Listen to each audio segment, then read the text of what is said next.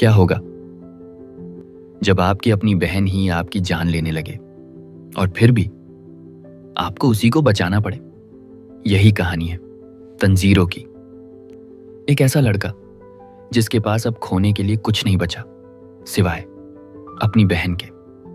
Tanjiro अपनी पीठ पर नेजुको को लेकर पहाड़ों के बीच भाग रहा है। ठंडी हवा उसके चेहरे से टकरा रही है, लेकिन उसके कदम नहीं रुकते।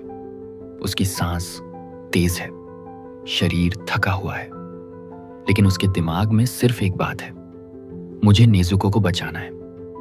अब उसका रास्ता माउंट सगीरी की तरफ है।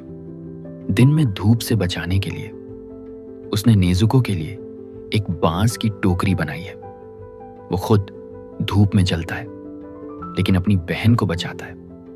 रास्ते में एक किसान उसे टोकरी देता है।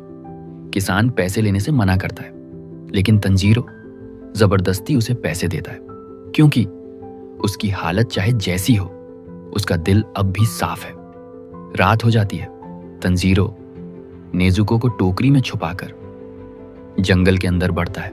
जंगल बहुत शांत है, लेकिन अचानक तंजीरो रुक जाता है। वो हवा को सूंघता है। ये गंध खून की है। वो तेजी से एक पुराने मंदिर की तरफ दौड़ता है। दरवाजा खुलता है और अंदर का नजारा डरावना है। एक राक्षस इंसान का मांस खा रहा है। राक्षस तंजीरो को देखता है और मुस्कुराता है। एक और शिकार। वो अचानक तंजीरो पर हमला करता है। तंजीरो अपनी कुल्हाड़ी से वार करता है। उसकी कुल्हाड़ी राक्षस की गर्दन में लगती है, लेकिन जख्म तुरंत भर जाता है। तंजीरो हैरान हो जाता है, ये मर क्यों नहीं रहा? राक्षस उसका गला पकड़ लेता है। तंजीरो की सांस रुकने लगती है। तभी धड़ाम, नेजुको टोकरी से बाहर आती है और एक जोरदार किक मारती है। राक्षस का सिर धड़ से अलग हो जाता है, लेकिन कहानी खत्म नहीं होती।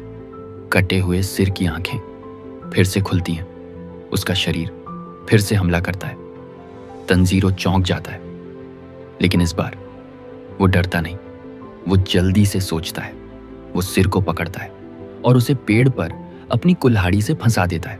राक्षस तड़पता है। तंजीरो चाकू निकालता है, लेकिन उसका हाथ रुक जाता है। क्या इसे इस तरह मारना सही है? तभी पीछे से एक आवाज आती है, तुम बहुत धीमे हो। तंजीरो पीछे मुड़ता है। एक आदमी खड़ा है, लाल तेंगू मास्क पहने। ये हैं उरोकोदाकी। उनकी आवाज ठंडी है और नजर तेज। वो तंजीरो से पूछते हैं, अगर तुम्हारी बहन किसी इंसान को मार दे तो तुम क्या करोगे? तंजीरो चुप हो जाता है। उसके पास कोई जवाब नहीं है। अचानक थप्पड़। उरोकोदाकी उसे मारते हैं। तुम्हारे फैसले बहुत धीमे हैं। अगर तुम किसी को बचाना चाहते हो तो तुम्हें मजबूत बनना होगा। तभी सूरज उगता है। सूरज की रोशनी राक्षस पर पड़ती है। वो चीखता है और धीरे धीरे राख बन जाता है। तंजीरो पहली बार समझता है, सूरज इनकी कमजोरी है। उरोकोदाकी तंजीरो को देखते हैं, फिर कहते हैं, अगर तुम सच में मजबूत बनना चाहते हो तो मेरे साथ चलो। रात का समय, पहाड़ की चोटी। उरोकोदाकी तंजीरो को वहां छोड़ देते हैं। अगर तुम सुबह होने से पहले मेरे घर पहुंच गए तो मैं तुम्हें ट्रेनिंग दूंगा। तंजीरो सिर हिलाता है और दौड़ना शुरू करता है, लेकिन यह रास्ता आसान नहीं है। हर जगह जाल है, उड़ते हुए पत्थर, छिपे हुए गड्ढे, तेज धार वाले जाल। तंजीरो गिरता है, चोट खाता है, उसका शरीर थक जाता है, लेकिन वो रुकता नहीं। मैं हार नहीं मानूंगा। उसे अपने परिवार की याद आती है और नेजुको की भी। वो अपनी सूंघने की शक्ति का इस्तेमाल करता है।